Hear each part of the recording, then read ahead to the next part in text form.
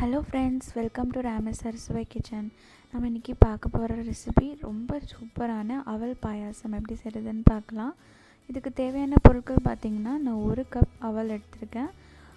எந்த கிளாஸ்னால் சின்ன கிளாஸில் இது ஃபுல்லாக நான் அவல் எடுத்திருக்கேன். அதே கிளாஸில் வந்து 1.5 கப் சுகர், இல்லைன்னா 2 கப் சுகர் எடுத்துக்கலாம். இது கொஞ்சம் பாதாம் அண்ட் பிஸ்தா, இது ரெண்டுமே நான் பொடி பண்ணி வச்சுருக்கேன். அப்புறம் வந்து மில்க்கு வந்து 4லேருந்து 5 கப் அளவுக்கு பால் எடுத்துக்கலாம். எந்த கப்பில் நீங்கள் அவல் அளந்தீங்களோ அதே கப்பில் பால் எடுத்துக்கோங்க. இதுக்கு முன்னாடி இந்த சேனலை என்ன நீங்கள் சப்ஸ்கிரைப் பண்ணலைன்னா ரெட் கலர் சப்ஸ்கிரைப் பட்டனை ப்ரெஸ் பண்ணிவிடுங்க. கூடவே இருக்கிற பெல் சிம்பிளை கிளிக் பண்ணிங்கன்னா லேட்டஸ்ட் நோட்டிஃபிகேஷன் கிடைக்கும். வாங்க இதை எப்படி செய்கிறதுன்னு பார்க்கலாம். ஃபஸ்ட்டு ஒரு கடாயில் 1 டீஸ்பூன் அளவுக்கு நெய் ஊற்றிக்கோங்க. நெய் நல்லா சூடான அப்புறம் நம்ம அவல் போட்டுட்டு நல்லா ஃப்ரை பண்ணணும். நல்லா அந்த அவல் வந்து நல்லா ஸ்ட்ராங்காக திடமாக இருக்கிற வரைக்கும் நல்லா ஃப்ரை பண்ணணும். ஸோ அது நல்லா அந்த பொரிஞ்சு வரும். நீங்கள் சிம்மர்லேயே வச்சு ஃப்ரை பண்ணுங்கள், இல்லைன்னா கருகி போயிடும். ஸோ வந்து நீங்கள் அடுப்பை வந்து சிம்மர்லேயே வச்சு நல்லா ஃப்ரை பண்ணிக்கோங்க. கைவிடாமல் ஃப்ரை பண்ணாதான் உங்களுக்கு கருகாமல் இருக்கும், இல்லைன்னா உங்களுக்கு கருகிடும்.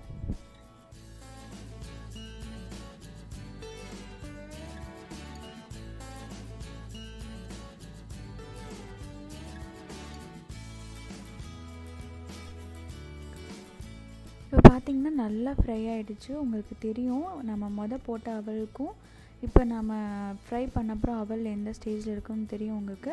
ஸோ அந்த ஸ்டேஜில் நீங்கள் அவல் ஆஃப் பண்ணிடலாம். ஆஃப் பண்ணிவிட்டு இதை தனியாக ஒரு தட்டில் எடுத்து கொட்டி வச்சுக்கோங்க.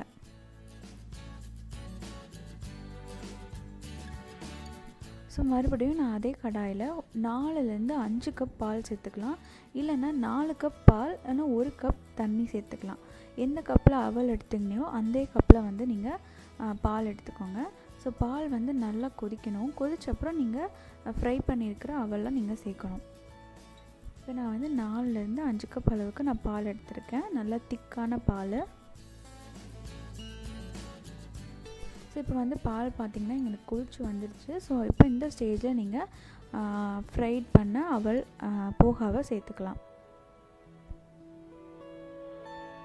ஸோ சேர்த்துட்டு ஒரு தடவை நல்லா கிளறி விட்டுட்டு ஒரு மூடி போட்டு ஒரு சிம்மரில் 10 மினிட்ஸ் வந்து நீங்கள் நல்லா பாயில் பண்ணுங்கள். அப்போனா தான் அவல் வந்து நல்லா வெந்திருக்கும். ஸோ நான் அவல் ஃப்ரை பண்ணிவிட்டு நீங்கள் பாலில் சேர்க்குறதுனால அவல் வேகிறதுக்கு கொஞ்சம் டைம் எடுக்கும். ஸோ வந்து நீங்கள் கொஞ்சம் மூடி போட்டு நீங்கள் வேக வச்சுக்கோங்க.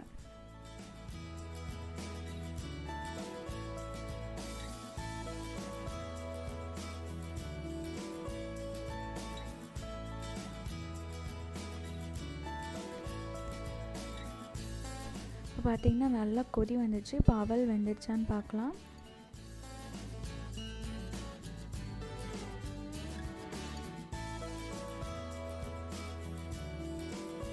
ஸோ அவல் வந்து இன்னும் வேகலை. நம்ம இன்னும் கொஞ்சம் நேரம் இதை நம்ம மூடி போட்டு வைக்கலாம். ஒரு 5 மினிட்ஸ் கழித்து மறுபடியும் ஓப்பன் பண்ணி பார்க்கலாம்.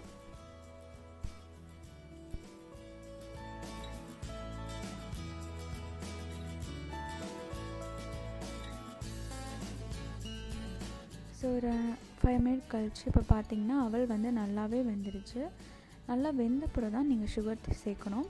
நான் 1.5லேருந்து 2 கப் அளவுக்கு சுகர் சேர்க்கலாம். நான் வந்து 1.5 கப் தான் சேர்த்துருக்கேன். நல்லா வந்து ரிச் அந்த ரொம்ப நீங்கள் ஸ்வீட்டாக வேணும்னா 2 கப் அளவுக்கு சேர்த்துக்கலாம். எந்த கப்பில் அவல் எடுத்திங்களோ அதே கப்பில் தான் சுகர் எடுக்கணும், அதே கப்பில் தான் மில்க்கும் எடுக்கணும். ஸோ சுகர் சேர்த்தப்புறம் பொடிச்சு வச்சுருக்கிற அந்த பாதாம் அண்ட் பிஸ்தா இது ரெண்டுமே நீங்கள் சேர்த்துட்டு ஒரு 5 மினிட்ஸ் மட்டும் ஒரு நல்லா கொதி வர மாதிரி சிம்மரில் வச்சு நல்லா அந்த கெட்டி வர வரைக்கும் வெயிட் பண்ணுங்கள்.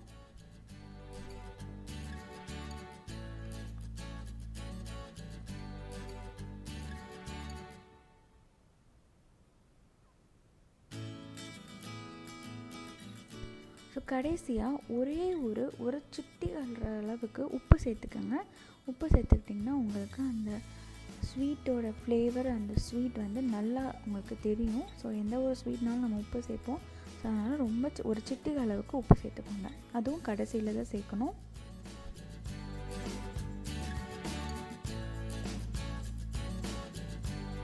ஸோ இது எல்லாம் சேர்ந்து ஒரு 5 மினிட்ஸுக்கு நம்ம இதை நல்லா பாயில் ஆகணும். இப்போ பார்த்திங்கன்னா இது நல்லா வந்து பால் வந்து வத்திருச்சு. ரொம்ப சூப்பரான யம்மியான அண்ட் ரிச் ஃப்ளேவரோட அவல் பாயாசம் ரெடி ஆகிடுச்சு. ரொம்ப டேஸ்ட்டாக இருக்கும். ட்ரை பண்ணி பாருங்கள். இந்த வீடியோ உங்களுக்கு பிடிச்சிருந்துச்சா சேனலை மறக்காமல் சப்ஸ்கிரைப் பண்ணுங்கள், லைக் பண்ணுங்கள், கமெண்ட் பண்ணுங்கள், ஷேர் பண்ணுங்கள்.